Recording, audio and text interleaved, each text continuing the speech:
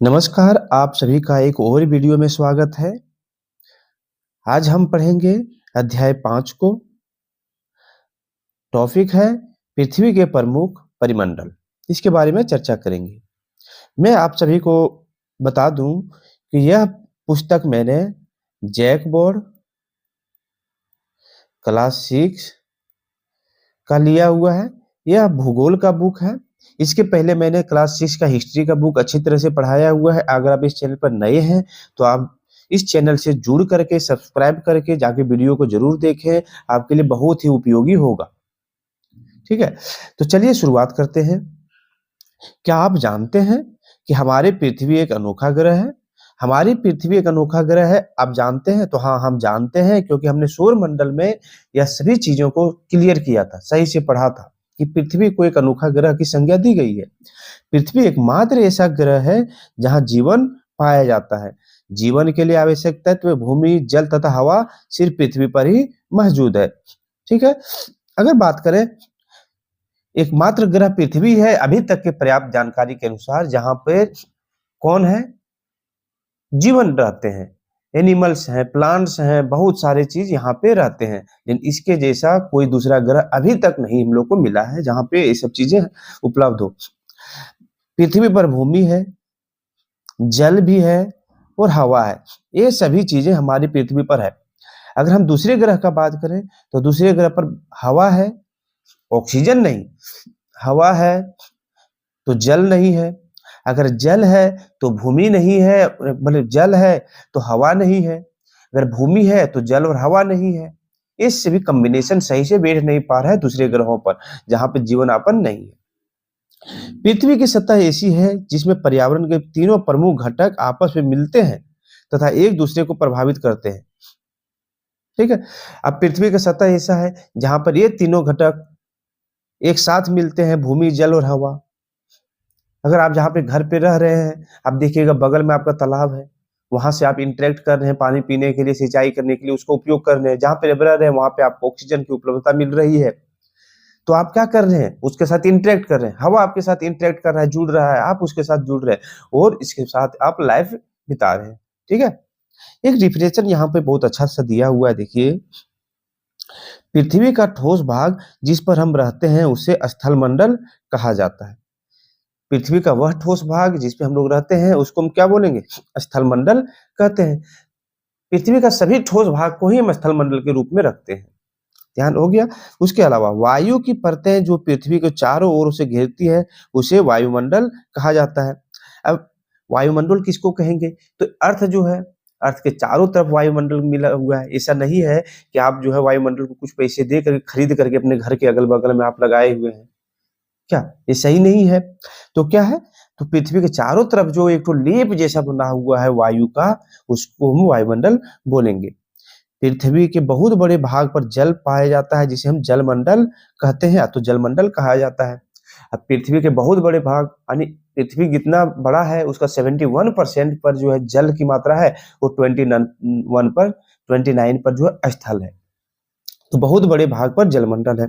अब एक है जैव मंडल, एक सीमित क्षेत्र है जहां जल, स्थल, जल एवं हवा एक साथ मिलते हैं तथा वहां सभी प्रकार के जीव पाए जाते हैं। अब जैव मंडल, जैव मंडल किसको रखेंगे, जैव मंडल देखिए नहीं लग रहा है, जीव, जीव मंडल जो है एक सीमित क्षेत्र है जहां जीव रहते हैं, वो अर्थ पर एक सीमित क्षेत्र में ही रहते हैं जहाँ पे स्थल, जल तथा हवा एक साथ मिलते हैं तथा जहां सभी प्रकार के जीव पाए जाते हैं। किसके बारे में बात की जा रही है, फॉरेस्ट के बारे में बात किया जा रहा होगा, स्थल मंडल के बारे में बात किया जा रहा होगा। ठीक है, स्थल मंडल में वैसी जगह जहां पर हवा भी हो, फिर भूमि भी अच्छी हो और जल भी हो। रेगिस्तान का बात करें तो वहां हवा और भूमि है लेकिन जल नहीं है, तो वहां पे जीवन यापन करना मुश्किल होता है, कुछ एक को छोड़ करके। समझ रहे हो बात को। अब चर्चा हम करेंगे स्थल मंडल का।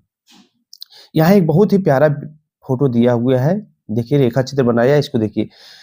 वायुमंडल है, जलमंडल है और ये हो गया स्थल मंडल। इस तीनों का जहां मिलन होता है वहीं पर जीव मंडल होते हैं, वहीं पर जीव पनपते हैं।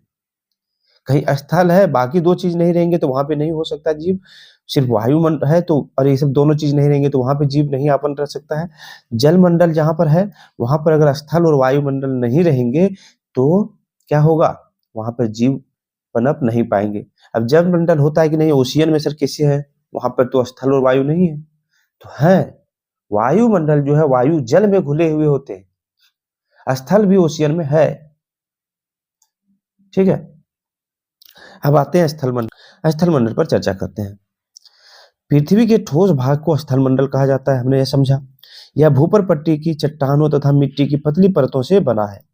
अब भूपर पट्टी किसको बोलते हैं, तो अर्थ को जो है 3 लेयरों में बांटा गया है। ठीक है, उसमें सबसे पहला जो लेयर है उसको हम भूपर पट्टी बोलते हैं। भूमि का जो पट्टी हो गया भूपर पट्टी। तो पृथ्वी का ठोस भाग को हम स्थल मंडल कहते हैं।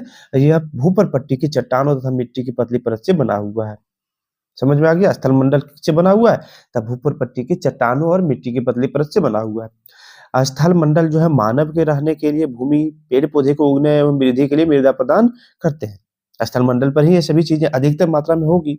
इससे हमें भिन्न भिन्न प्रकार के खनिज प्राप्त होते हैं जो हमारे आर्थिक विकास में सहायक होते हैं।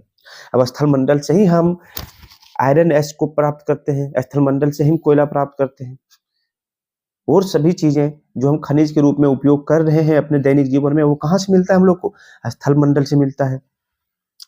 पृथ्वी की 2 मुख्य भागों में बांटा गया है। पृथ्वी की सतह को 2 मुख्य भागों में बांटा गया है। किसमें किसमें, बड़े स्थलीय भूभागों को हम महाद्वीप बोलेंगे तथा बड़े जलाशय को महासागरीय बेसिन के नाम से जाना जाता है। अब अर्थ को हम 2 भागों में बांटे गए हैं स्थलीय भूभाग में। किसमें, तो पहला हो गया जहां पर भूमि है, चट्टाने हैं, पहाड़ है, फॉरेस्ट है, उसको हम क्या बोलेंगे, महाद्वीप बोलेंगे। और जहां पर जल है, बहुत सारे जल की संख्या, मतलब बहुत सारे जल है, उसको हम क्या बोलेंगे, महासागर बेसिन बोलेंगे। अब एक चीज और बताया गया है इंपॉर्टेंट, पृथ्वी की सतह पर 29% जो है भाग पर महाद्वीप का विस्तार पाया जाता है, बाकी 71% भाग पर महासागरीय बेसिन का विस्तार पाया जाता है। अगर हम अर्थ का 100% माने तो उसमें से 71% पर जल है और 29% पर क्या, स्थल है। सोचिए जल की मात्रा कितनी अर्थ पर है। स्थल मंडल की औसत ऊंचाई समुद्र तल से 840 मीटर है। हाँ,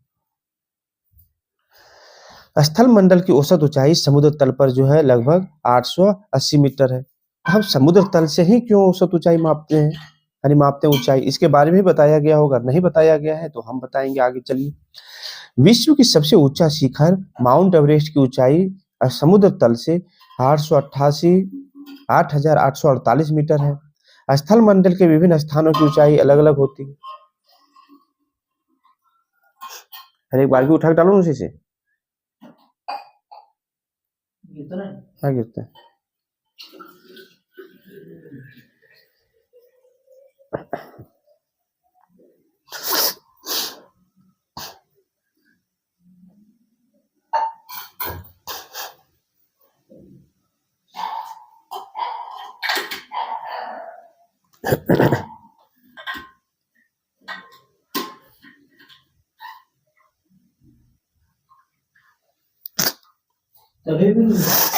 पीवे कुछ देर में, पहले बना लेते हैं।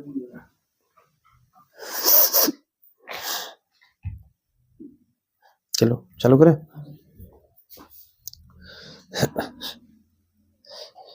विश्व की सबसे ऊंचा शिखर माउंट एवरेस्ट की ऊंचाई समुद्र तल से 8,848 मीटर है। अब विश्व का सबसे ऊंचा शिखर क्या कौन सा है, तो वो है माउंट एवरेस्ट, जिसकी ऊंचाई जो है 8,848 मीटर है। अब एक चीज और है, स्थल मंडल के विभिन्न स्थानों की ऊंचाई अलग अलग होती है, हम लोग सब जानते हैं, लेकिन समुद्री जल का ताप तल सभी जगह समान होता है, इसलिए स्थल की ऊंचाई को समुद्र तल से मापा जाता है और समुद्र तल की ऊंचाई को हम शून्य मानते हैं, शून्य माना जाता है। आप अगर देखेंगे अपने घर के अगल बगल में, तो जहां आपका घर है वहां और बगल में देखेंगे वहां थोड़ा सा जमीन नीचे धंसा हुआ हो सकता है, या फिर ऊपर पहाड़ आपको दिख सकता है, जमीन से ऊपर पहाड़ जैसा दिख सकता है, यानी जमीन जो है उबड़ खाबड़ है। अब अगर हम किसी चीज को मापना चाहें ऊंचाई, तो कहाँ से हम मापेंगे, जहां ऊंचाई से मापेंगे या नीचे से मापेंगे। अगर दूसरी जगह से अगर मापते हैं अलग अलग जगह से, तो लंबाई में जो है सो अंतर पड़ेगा। इसीलिए क्या किया गया, समुद्र तल से मापा गया, समुद्र तल के जल से। क्यों, क्योंकि अर्थ पर जितने भी समुद्र है सभी का पानी जो है एक समान है, एक लेवल में। क्यों ऐसा? क्योंकि सभी समुद्र एक दूसरे से जुड़े हुए हैं, तो सभी का पानी क्या है? एक समान है। इसीलिए समुद्र तल से ही मापा जाता है ऊंचाई को। अब है महाद्वीप। महाद्वीप किसको बोलते हैं उसको समझते हैं। महाद्वीप स्थल भाग है। स्थल का बहुत बड़ा भाग उत्तरी गोलार्ध में पाया जाता है, इसलिए उत्तरी गोलार्ध को स्थलीय गोलार्ध भी कहा जाता है। गोलार्ध के बारे में हमने पढ़ा, उत्तरी दक्षिणी गोलार्ध हमने पूरा क्लियर किया हुआ है। फिर भी मैं बताना चाहूंगा, देखिए क्या लिखा है, महाद्वीप ये स्थलीय भाग है। स्थल भाग का बहुत बड़ा भाग जो है उत्तरी गोलार्ध में पाया जाता है। अब तो थोड़ा सा मैं रिकॉल करवाता हूँ सारा चीज, ठीक है। देखिए ये मेरा पृथ्वी है, अर्थ है। अर्थ को किसी चीज को, किसी जगह का जो है पता लगाने के लिए, मान लीजिए ये जगह है, इसका पता लगाने के लिए हम कैसे बोलेंगे कि उस जगह पर है? अगर हम इसका बात बोलेंगे, क्या बोलेंगे? पूर्वी तरफ है। तो पूर्वी तरफ तो बहुत सारा आ गया, देखिए इधर भी पूर्वी तरफ ही आ रहा है, तो इसका हम कैसे पता लगाएंगे? तो उसके लिए क्या किया गया, अर्थ को 4 भागों में डिवाइड किया गया। पहले ये लाइन, दूसरा ये लाइन को खींचा गया, देखिए ये लाइन खींचा गया। अर्थ को ये जो लाइन खींचा गया है, आपको आपको दिख रहा है, ईस्ट से वेस्ट जो लाइन खींचा गया है वो अर्थ को 2 बराबर भागों में बांटता है। उत्तर साइड को हम उत्तरी गोलार्ध बोलते हैं, और दक्षिणी साइड को हम क्या बोलते हैं? दक्षिणी गोलार्ध बोलते हैं। समझ में आ गया? अब देखिए क्या बोला गया था यहाँ पर कि स्थल का बहुत बड़ा भाग उत्तरी गोलार्ध में पाया जाता है। अब देखिए ये उत्तरी गोलार्ध आपको दिख रहा है, उत्तरी गोलार्ध इस साइड है, इस साइड उत्तरी गोलार्ध है, देखिए इस साइड उत्तरी गोलार्ध है। अब देखिए यहाँ भी स्थल है, इधर भी स्थल है, इधर भी स्थल है, इधर भी स्थल है, लेकिन दक्षिणी गोलार्ध में देखिए बहुत कम ही स्थल भाग है। दिख रहा है आपको? बहुत कम स्थल भाग है, इसीलिए उत्तरी गोलार्ध को स्थलीय गोलार्ध भी कहा जाता है। अब आता है कि पृथ्वी के 7 महाद्वीप हैं। ये कौन कौन है? पहला है एशिया, दूसरा है अफ्रीका, तीसरा है उत्तरी अमेरिका, चौथा है दक्षिणी अमेरिका, पांचवा है अंटार्कटिका, यूरोप और ऑस्ट्रेलिया है। देखिए उत्तर में उत्तरी गोलार्ध में है, इसीलिए उत्तरी अमेरिका यहाँ पर है। एशिया ये हो गया, यूरोप, अफ्रीका, दक्षिण में है तो दक्षिण अमेरिका यहाँ पर, और एक हो गया यहाँ पर ऑस्ट्रेलिया। अब पूछा जाएगा कि कौन कौन से महाद्वीप दक्षिण गोलार्ध में भी है, तो एक हो जाएगा ऑस्ट्रेलिया, दूसरा अफ्रीका, तीसरा एशिया का भी कुछ भाग जो है सो आ रहा है, आपको दिख रहा है दक्षिणी गोलार्ध में, और एक हो गया दक्षिणी अमेरिका। ठीक है, आगे आते हैं, अब एक एक करके सभी को पढ़ते हैं। पहला है एशिया। एशिया विश्व का सबसे बड़ा महाद्वीप है जो स्थल मंडल का 29.6% क्षेत्र में फैला हुआ है। एशिया जो है इन सब में से सबसे बड़ा है। देखिए इसका साइज भी यहाँ पे दिख रहा है, सबसे बड़ा ये क्षेत्र है। जितना भूभाग है, पृथ्वी का जितना स्थल मंडल है, उनमें से 29.6% जो है सिर्फ एशिया महाद्वीप का है। यह महाद्वीप पूर्वी गोलार्ध में स्थित है। कहाँ पर है? देखिए ये पूर्वी गोलार्ध हो गया, पूर्वी गोलार्ध में स्थित है। कर्क रेखा इस महाद्वीप से होकर गुजरती है। विषुवत रेखा एशिया के दक्षिणी पूर्वी भाग में से गुजरती है। एशिया के पश्चिम में उराल पर्वत एवं उराल नदी है जो इसे यूरोप से अलग करता है। क्या बोल रहा है? इस महाद्वीप से क्या गुजरता है? गुजरता है कर्क रेखा। देखिए कर्क रेखा यहाँ से गुजर रहा है, ये जो है 23.5 डिग्री रेखा है जो भारत को बीच से काटती है। कर्क रेखा हो गया। अब विषुवत रेखा का बात हो रहा है, देखिए 0 डिग्री जो लाइन है, ये वाला 0 डिग्री लाइन, ये वाला देखिए कहाँ से गुजर रहा है? यहाँ से गुजर रहा है, ये एशिया से भी गुजर रहा है। अब आता है अफ्रीका का बात। यह एशिया के बाद विश्व का दूसरा सबसे बड़ा महाद्वीप है। विषुवत रेखा इस महाद्वीप के लगभग मध्य भाग से गुजरती है। अफ्रीका का बहुत बड़ा भाग उत्तरी गोलार्ध में स्थित है।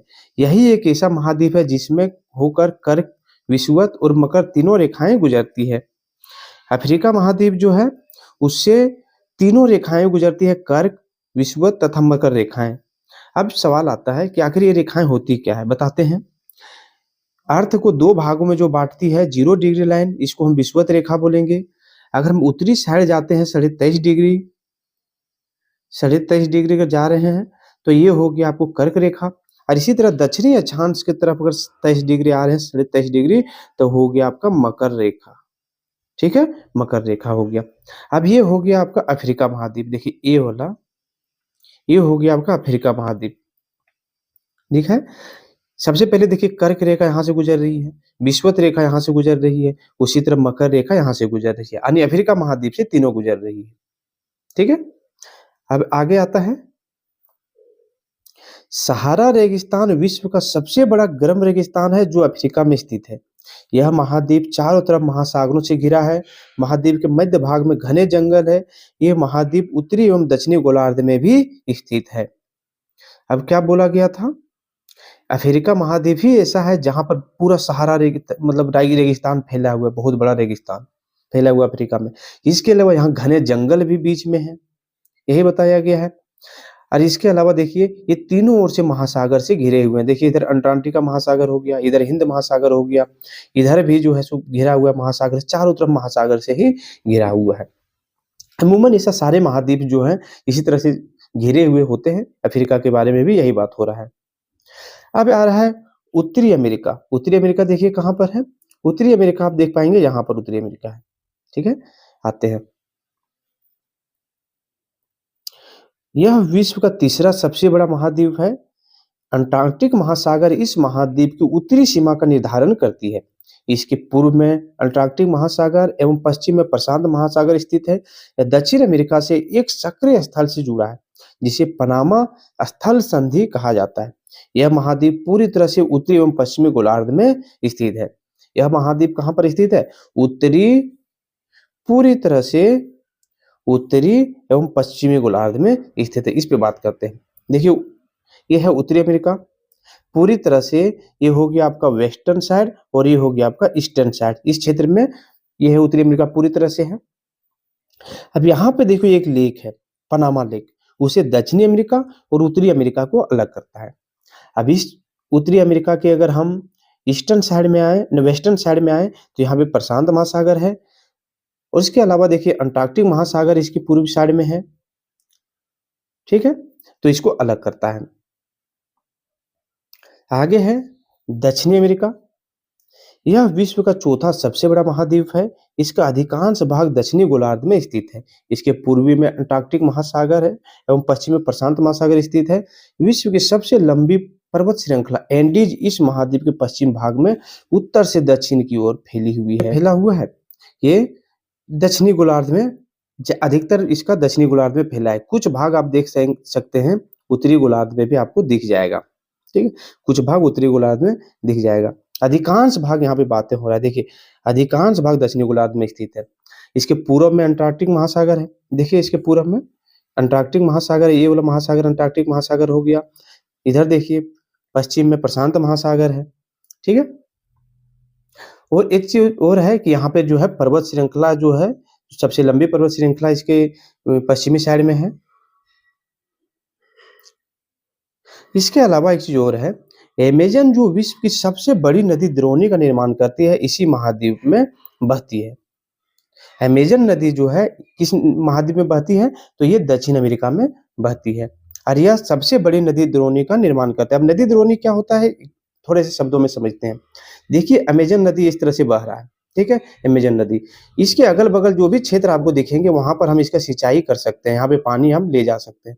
अगर कोई नदी इसके सहायक नदी इसमें आती है तो क्या हो गया, फिर इधर से कोई सहायक नदी आ रहा है, इधर से कोई सहायक नदी का पानी इसमें आ रहा है, इधर से सहायक नदी का कोई पानी आ रहा है इसमें, तो इससे क्या होता है जो सहायक नदी आ रहा है उस क्षेत्र में भी हम इसी नदी से सिंचाई कर सकते हैं जो सहायक नदी आ रहा है उस तरह से। तो इस तरह से क्या होगा, अमेजन नदी का एक जाल बन गया है।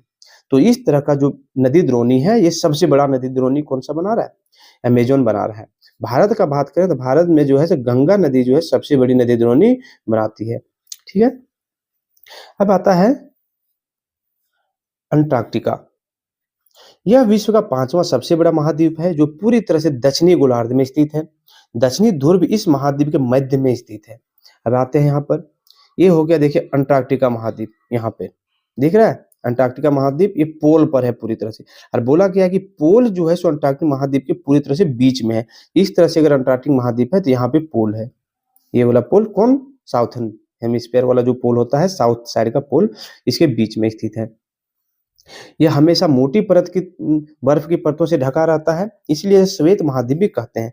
श्वेत महाद्वीप किसको बोलते हैं, तो अंटार्कटिक महाद्वीप को श्वेत महाद्वीप बोलते हैं, क्योंकि यह मोटी बर्फ की परतों से ढका रहता है। इसलिए ढका रहता है क्योंकि सूरज का जो है सो रोशनी, सन का रोशनी यहाँ पर पूरी तरह से हर समय नहीं पहुँच पाता, जिसके कारण यहाँ पे बर्फ हमेशा ढका हुआ रहता है। यहाँ प्रतिकूल वातावरण के कारण किसी भी प्रकार के स्थायी मानव निवास नहीं है। अगर बर्फ ही बर्फ है तो यहाँ पे स्थायी मानव हम बस ही नहीं सकते हैं, बहुत दिक्कत होगा। अंटार्कटिक महाद्वीप पे बहुत से देशों के शोध केंद्र स्थित हैं। अब क्या करते हैं हम लोग, अंटार्कटिक महाद्वीप में शोध केंद्र लगाते हैं, शोध करेंगे कि ये बर्फ कितने दिन से यहाँ पे जमा हुआ है, बर्फ के नीचे क्या-क्या है। इसके अलावा वहाँ से जो है हम आसमान में भी देख सकते हैं अच्छी तरह से, शोध केंद्र स्थित है। इस तरह से भारत के द्वारा भी वहाँ पे शोध केंद्र लगाए गए हैं। 3 शोध केंद्र हैं वहाँ पर। एक नाम है मैत्री, भारती और दक्षिणी गंगोत्री। ये बहुत इंपॉर्टेंट क्वेश्चन पूछा जाता है कि भारत के तीनों शोध संस्थानों का नाम क्या है जो अंटार्कटिक महाद्वीप में लगाया है। तो एक है मैत्री, दूसरा है भारती और तीसरा है दक्षिणी गंगोत्री। ठीक, आगे है यूरोप। यूरोप के बारे में, यह विश्व का छठा महाद्वीप है, बड़ा महाद्वीप है। यह एशिया से बहुत छोटा है तथा एशिया के साथ स्थल में जुड़ा है, इसलिए कभी-कभी एशिया और यूरोप महाद्वीपों को मिला करके यूरेशिया कहा जाता है। यूरेशिया सुना होगा, इसलिए यूरेशिया कहा जाता है क्योंकि एशिया और यूरोप दोनों का स्थल भाग एक दूसरे से जुड़ा हुआ है। इसीलिए कभी-कभी हम क्या बोलते हैं, एशिया और यूरेशिया महाद्वीप को मिला करके यूरेशिया कहते हैं। यह 3 तरफ के महासागरों से घिरा है। अटलांटिक वृत्त इससे होकर गुजरती है। आर्कटिक वृत्त किससे होकर गुजरती है, तो यूरोप से होकर के गुजरती है। ठीक है, यहाँ तक समझ में आ गया। अब आता है ऑस्ट्रेलिया, जो सबसे छोटा है। ऑस्ट्रेलिया विश्व का सबसे छोटा महाद्वीप है जो पूरी तरह से दक्षिणी गोलार्ध में स्थित है। किसमें, दक्षिणी साइड में स्थित है। इसे ओशिनिया के नाम से भी जाना जाता है। किस नाम से, ओशिनिया के नाम से। यह चारों तरफ से महासागरों से घिरा है, अतः इसे द्वीपीय महासागर द्वीप भी कहते हैं। इसमें प्रमुख देश ऑस्ट्रेलिया एवं न्यूजीलैंड है। अब ऑस्ट्रेलिया महाद्वीप में कौन कौन से देश प्रमुख हैं, तो एक ऑस्ट्रेलिया है, एक न्यूजीलैंड है। याद रखेंगे, ऑस्ट्रेलिया एक देश भी है और एक महादेश भी है। ठीक है, आगे आता है जल मंडल। अब क्या होता है, अभी तक हमें 3 स्थल मंडल के बारे में पढ़ा था, उसमें स्थल मंडल के बारे में मैंने कि कौन कौन से देश उसमें है उसके बारे में पढ़ लिया है। अब जल मंडल के बारे में पढ़ते हैं। पृथ्वी का लगभग 71% भाग पर जल है, ये सब पढ़ा मैंने।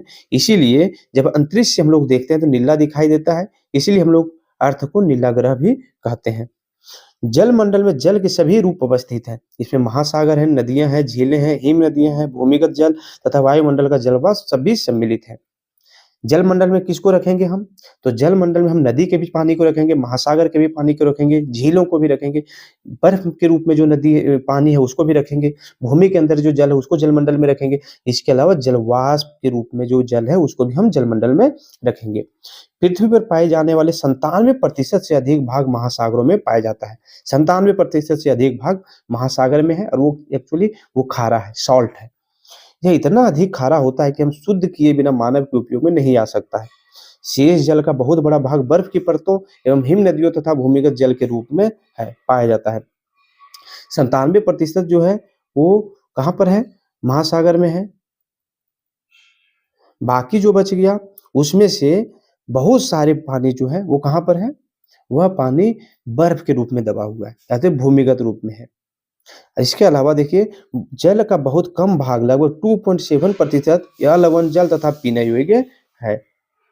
100 में से सिर्फ 2.7% ही पानी जो है जो पीने योग्य है, यह लवण है, यानी नमक युक्त नहीं है। अब आता है महासागर, किसको बोलेंगे। महासागर जल मंडल का मुख्य भाग है। महासागर बेसिन की गहराई सभी जगह सामान्य नहीं है। अब महासागर जो है जरूरी नहीं है, जिस तरह भी स्थल मंडल का बात करें, क्या हर जगह सामान्य जैसा है, मैदान जैसा नहीं, कहीं पहाड़ है, पठार है, कहीं नदी जैसा गहरा है कि नहीं। उसी तरह महासागर में भी है, भले ऊपर से हम लोग को नहीं दिखाई देता है, अंदर जाएंगे तो आपको ऊबड़ खाबड़ आपको मिलेगा। महासागर की औसत ऊंचाई 3688 मीटर है। विश्व का सबसे गहरा भाग प्रशांत महासागर में मरियाना गर्त है। ये पूछा जाता है, विश्व का सबसे गहरा भाग प्रशांत महासागर में मरियाना गर्त है। इसकी गहराई जो 11,022 मीटर है। महासागर एक दूसरे से जुड़े हुए हैं, सही महासागर एक दूसरे से जुड़े हुए हैं। देखिए यहाँ पे आप देख सकते हैं, इस फिगर में देखिए, यहाँ पे देखिए महासागर, हिंद महासागर इधर से जुड़ा है, ये भी इधर से जुड़ा है, सारा महासागर एक दूसरे से जुड़ा हुआ है। इसीलिए मैंने बताया था कि जब हम लोग ऊंचाई मापते हैं तो सबसे नीचे में किसको लेते हैं, महासागर तल को लेते हैं। ठीक है, सागरीय तल को लेते हैं। महासागर जल हमेशा गतिशील रहता है। महासागरीय जल की 3 मुख्य गतीय तरंगे हैं। कौन कौन से हैं, एक ज्वार भाटा, महासागरीय धाराएं, एक है गतीय तरंगे।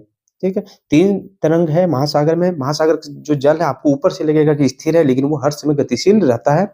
3 धाराओं से ये चलती है। एक गतीय तरंगे हैं, ज्वार भाटा और महासागरीय धाराएं। आकार के आधार पर मुख्यतः 5 प्रमुख महासागर हैं। अब आकार के अनुसार से महासागर को कितने भागों में बांटा है गया है? 5 भागों में। पहला है प्रशांत महासागर, दूसरा अटलांटिक महासागर, तीसरा हिंद, उसके बाद आर्कटिक और उसके बाद है अंटार्कटिक महासागर। ठीक है। आर्कटिक महासागर जो उत्तरी क्षेत्र में जो हिम के रूप में, बर्फ के रूप में जमा हुआ है, और अंटार्कटिक महासागर जो है दक्षिण साइड में जो बर्फ के रूप में है। बर्फ के रूप में बहुत सारा भाग नहीं है, लेकिन कुछ भाग बर्फ के रूप में भी जमा हुआ है, इसलिए यहाँ पे उत्तरी हिम और दक्षिणी हिम के नाम से लिख दिया गया है। अब आता है प्रशांत महासागर। यह सबसे बड़ा महासागर है। यह पृथ्वी के 1/3 भाग पर फैला है। पृथ्वी का सबसे गहरा भाग मरियाना गर्त प्रशांत महासागर में स्थित है। प्रशांत महासागर वृत्ताकार है। ठीक है, वृत्ताकार है, गोल है। एशिया, ऑस्ट्रेलिया, उत्तरी एवं दक्षिणी अमेरिका के चारों ओर स्थित है। और यह प्रशांत महासागर कितने महाद्वीपों के चारों ओर स्थित है? एशिया हो गया, ऑस्ट्रेलिया, उत्तरी एवं दक्षिणी अमेरिका के चारों तरफ स्थित है। सोचिए कितना बड़ा महासागर है। अब हो गया अटलांटिक महासागर। अटलांटिक महासागर विश्व का दूसरा सबसे बड़ा महासागर है। इसे अंध महासागर के नाम से जाना जाता है। यह अंग्रेजी भाषा के एस अक्षर के आकार का है। इसके पश्चिमी किनारे पर उत्तरी एवं दक्षिणी अमेरिका तथा पूर्वी किनारे पर यूरोप एवं अफ्रीका है। व्यापार की दृष्टि से यह सबसे व्यस्त महाद्वीप है। कौन सा? अटलांटिक महाद्वीप सागर जो है, यहाँ पर व्यापार के लिए, मतलब व्यापार के लिए सबसे व्यस्त है। बहुत सारे यहाँ पे शिप जाते हैं, और इसका शेप कैसा है? तो एस जैसा है। ठीक है। आगे आता है हिंद महासागर। ये तीसरे नंबर पर है। हिंद महासागर यह एक ऐसा महासागर है जिसका नाम किसी देश, यानी हमारा देश हिंदुस्तान के नाम पर रखा गया है। यह महासागर लगभग त्रिभुजाकार है। इसके उत्तर में एशिया, पश्चिम में अफ्रीका तथा पूर्व में ऑस्ट्रेलिया स्थित है। हिंद महासागर के किसी के देश के नाम पर रखा गया है। और किन किन देश महाद्वीपों को टच करता है? तो ये टच करता है एशिया, दूसरा हो गया अफ्रीका और तीसरा हो गया ऑस्ट्रेलिया को। अब आगे आता है अटलांटिक महासागर, आर्कटिक महासागर। ये क्या है देखते हैं। आर्कटिक महासागर उत्तरी ध्रुव के चारों ओर फैला है। यह प्रशांत महासागर से छिछले जल वाले एक सक्रिय भाग से जुड़ा है। इसे बेरिंग जल संधि के नाम से जाना जाता है। क्वेश्चन पूछे जाते हैं कि बेरिंग जल संधि किन 2 महासागरों को जोड़ता है? बेरिंग जल संधि किन दो महासागरों को जोड़ते हैं? तो किसको किसको जोड़ता है? एक हो गया आपका आर्कटिक महासागर और दूसरा हो गया प्रशांत महासागर। इस दोनों को जोड़ता है। अब आता है वायुमंडल। हमने 2 स्थल मंडल पढ़ लिया है, स्थल मंडल और जल मंडल। अब आता है वायुमंडल, उसके बारे में चर्चा करेंगे। क्या है स्थल मंडल? हमारी पृथ्वी चारों ओर से वायु की परत से घिरी हुई है, जिसे वायुमंडल कहा जाता है। ठीक है। वायुमंडल हमें सांस लेने योग्य वायु प्रदान करता है एवं सूर्य से निकलने वाली हानिकारक किरणें जैसे पैराबैंगनी किरणों से बचाता है। कौन बचाता है? वायुमंडल हमें बचाता है। जो सूर्य की पैराबैंगनी किरणें, हानिकारक किरणें जो हमारी पृथ्वी पर आती है, उसको वायुमंडल क्या करता है? ऊपर में ही धीरे धीरे रोक लेता है। ठीक। वायुमंडल 1600 किलोमीटर की ऊंचाई तक फैला है। कितने? 1600 किलोमीटर की ऊंचाई तक फैला हुआ है। वायुमंडल को उसके घटकों, तापमान तथा अन्य विशेषताओं के आधार पर 5 परतों में बांटा गया है। वायुमंडल को, इन परतों को पृथ्वी की सतह से शुरू करते हुए क्षोभ मंडल, पहला जो पृथ्वी की सतह से सटा हुआ है उसको क्षोभ मंडल, उसके बाद 20 किलोमीटर ऊपर जाने के बाद सप्ताह मंडल, उसके बाद 50 किलोमीटर ऊपर जाने के बाद आपको मध्य मंडल, उसके बाद आपको मिलेगा आयन मंडल, उसके बाद वायुमंडल मिल जाएगा। तो ये है क्षोभ मंडल में ही मौसमी घटनाएं, जैसे बादल बनना, आंधी तूफान घटती है। क्षोभ मंडल जो 20 किलोमीटर का क्षेत्र है, उसमें ही आपको बादल फटना हो गया, बारिश होने वाली घटनाएं, तूफान हो गया, आंधी हो गया, ये सभी चीजें क्षोभ मंडल में होती है। वायुमंडल मुख्यतः ऑक्सीजन एवं नाइट्रोजन का बना है। वायुमंडल जो है ऑक्सीजन और नाइट्रोजन का बनने का मतलब है अधिकतम मात्रा में ये चीजें वायुमंडल में है। जो साफ एवं शुष्क हवा का 99% भाग है। आयतन के अनुसार नाइट्रोजन 78%, ऑक्सीजन 21% तथा दूसरी गैसें जैसे कार्बन डाइऑक्साइड, आर्गन इत्यादि की मात्रा 1% है। अगर 100% का बात करें तो उसमें से नाइट्रोजन जो है वो कितना है? 78% है। और ऑक्सीजन का बात करें तो कितना है? वो है 21%। कितना हो जाएगा? 99% जो है ये दोनों गैसों के द्वारा घेरा हुआ है, बाकी 1% में सभी गैसें हैं। ऑक्सीजन सांस लेने के लिए आवश्यक है, जबकि नाइट्रोजन प्राणियों की वृद्धि के लिए आवश्यक है। नाइट्रोजन प्राणियों की वृद्धि के लिए आवश्यक है, लेकिन ऑक्सीजन सांस लेने के लिए आवश्यक है। कार्बन डाइऑक्साइड पृथ्वी के चारों के द्वारा छोड़ी गई ऊष्मा को अवशोषित करती है, जिससे पृथ्वी गर्म रहती है। यह पौधों की वृद्धि के लिए भी आवश्यक है। कौन? कार्बन डाइऑक्साइड के बारे में बताया गया है कि कार्बन डाइऑक्साइड क्या करता है? पृथ्वी के द्वारा जो छोड़ा गया गर्मी है उसको क्या करता है? अवशोषित कर लेता है और पृथ्वी को गर्म रखता है। ठीक।